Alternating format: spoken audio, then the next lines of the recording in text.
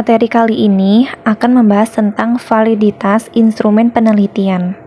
Uji validitas dilakukan untuk mengetahui apakah suatu instrumen sah atau valid untuk mengukur suatu variabel. Misalnya pada kuesioner. Angket atau kuesioner dinyatakan valid jika variabel yang akan diukur dapat diungkap melalui angket tersebut. Sehingga dapat dikatakan bahwa variabel dapat diukur secara tepat oleh instrumen tersebut. Validitas dalam instrumen penelitian menunjukkan derajat ketepatan instrumen sebagai alat ukur terhadap isi atau apa yang diukur. Validitas dibagi menjadi 3 kelompok. Yang pertama ada validitas isi, yang kedua validitas kriteria, dan yang ketiga validitas konstruk. Validitas dapat dilakukan dengan berbagai jenis validitas tersebut. Tetapi, peneliti dapat memilih salah satu jenis validasi yang disesuaikan dengan tujuan pengembangan instrumen. Ketika menggunakan validitas kriteria, maka peneliti akan berhubungan dengan perhitungan, statistik, ataupun pemeriksaan kolerasi. Sedangkan ketika menggunakan validitas isi, maka penentuannya tidak berhubungan dengan statistik tertentu. Validitas isi lebih dipahami berdasarkan telaah ahli terhadap kisi-kisi instrumen. Oleh karena itu, pembuktian validitas isi sebenarnya lebih berdasar pada analisis logika dan tidak memiliki koefisien validitas untuk menunjukkan derajat ketepatannya. Merujuk pada sejauh mana isi dari suatu perangkat instrumen penelitian dapat mengukur apa yang seharusnya diukur. Jika dikaitkan dengan pembelajaran, maka validitas isi adalah kesesuaian soal-soal atau materi dalam ujian dengan apa yang telah dipelajari siswa. Menurut Mardapi 2008. Contoh validitas isi. Sebagai contoh, sebuah tes aritmetika dalam muka tes tersebut mengukur kemampuan aritmetik. Validitas muka dapat menjadi sangat penting digunakan dalam tes, meskipun dalam beberapa kasus validitas muka tidak perlu jika tes valid dalam cara yang lain. Validitas kriteria. Validitas kriteria dikenal dengan nama lain yaitu validitas empiris. Validitas kriteria digunakan ketika nilai atau skor tes dihubungkan dengan suatu kriteria.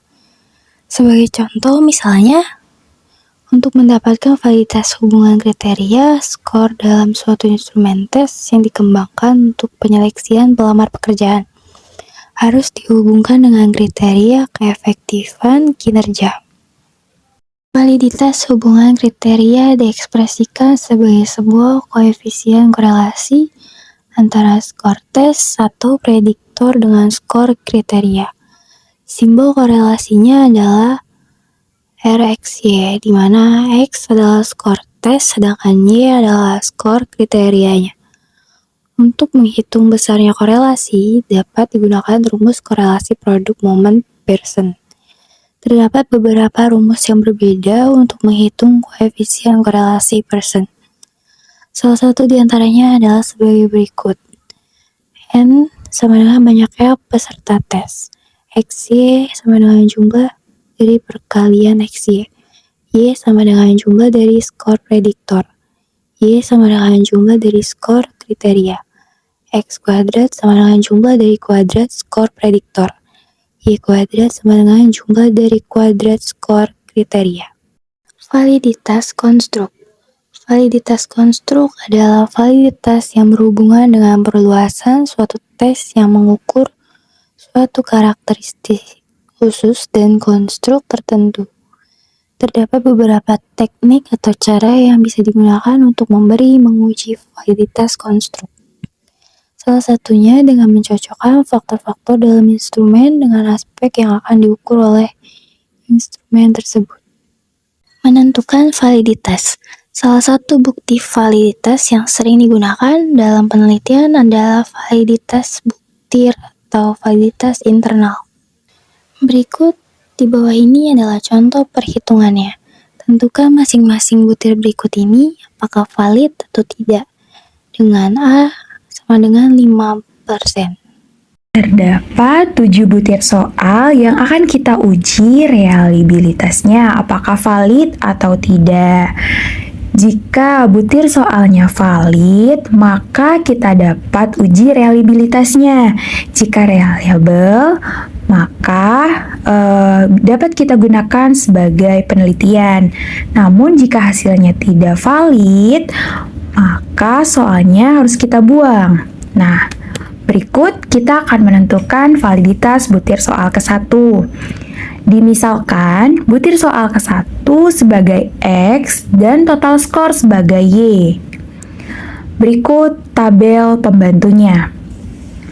Untuk rumus yang kita gunakan adalah Rx sama dengan N di sini adalah 15, jumlahnya ada 15, dikali sigma XY yaitu 1135, dikurang sigma X 48, dikali sigma Y 345, dibagi akar dari N yaitu 15, dikali sigma X kuadrat 174, dikurang sigma X yaitu 48, kemudian dikuadratkan, dikali dengan N 15, dikali sigma Y kuadrat 8089, dikurang sigma Y 345, kemudian dikuadratkan. Maka hasilnya diperoleh adalah 0,55. Jadi bisa disimpulkan bahwa R hitung sama dengan 0,55 lebih besar dari 0,514 yaitu R tabel. Maka soal butir ke-1 dinyatakan valid. Selanjutnya kita akan melihat validitas butir soal kedua. Dimisalkan butir soal kedua sebagai X dan total skor sebagai Y. Sebelum kita mengerjakan soal, kita harus membuat tabel pembantu dulu agar lebih mudah dalam mengerjakan soalnya. Sama seperti sebelumnya, nilai X ini kita ambil dari butir soal kedua. Nilai Y adalah jumlah total dari butir soal ke-1 sampai butir soal ke-7 secara horizontal. Kemudian X kuadrat yaitu nilai X yang kita kuadratkan atau nilai dari butir soal kedua yang kita kuadratkan. Nilai Y adalah jumlah dari total skornya yang kita kuadratkan. Kemudian kita buat nilai XY yaitu perkalian dari nilai X dan Y. Rumus yang kita gunakan sama seperti sebelumnya, yaitu R hitung atau RXY sama dengan N-nya sama dengan yang tadi yaitu 15 dikali sigma XY yaitu 1150 dikurang sigma X 49 dikali sigma Y 345 dibagi akar dari N 15 dikali sigma X pangkat 2 yaitu 183 dikurang sigma X 49 kemudian dikuadratkan dikali dengan N yaitu 15 dikali sigma Y kuadrat 8089 dikurang sigma Y 345 kemudian dikuadratkan. Maka hasil yang diperoleh adalah 0,39. Jadi bisa disimpulkan bahwa R hitung lebih besar daripada R tabel atau 0,514. Maka untuk soal nomor 2 ini tidak valid hasilnya, jadi tidak dapat digunakan untuk penelitian. Nah, kita lanjut ke validitas butir ketiga.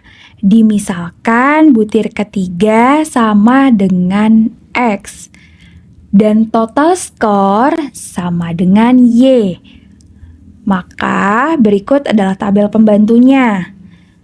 Dengan menggunakan rumus yang sama yaitu Rx sama dengan N15 dikali sigma XY 1084 dikurang sigma X 45 dikali 345 ini yaitu dari sigma dibagi akar dari N15 dikali sigma X kuadrat yaitu 163 dikurang sigma X 45 kemudian dikuadratkan dikali dengan N15 dikali sigma X kuadrat yaitu 8089 dikurang sigma Y 345 yang dikuadratkan. Maka hasilnya adalah 0,75. Jadi bisa disimpulkan bahwa R hitung sama dengan 0,75 yaitu lebih besar daripada R tabel, maka dinyatakan butir ketiga valid.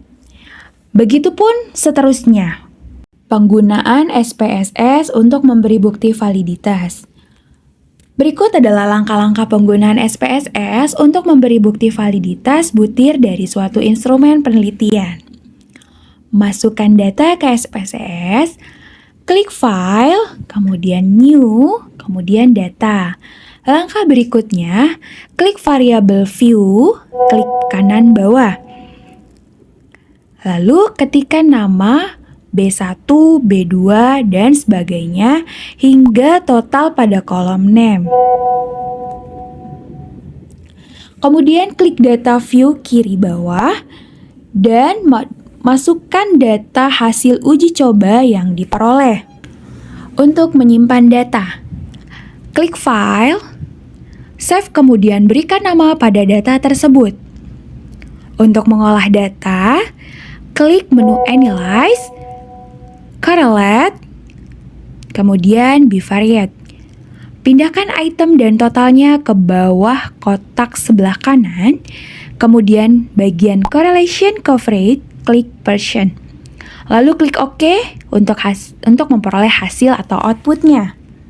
Untuk menentukan item yang valid, pada output SPSS dapat kita lihat nilai korelasi item dengan skor total.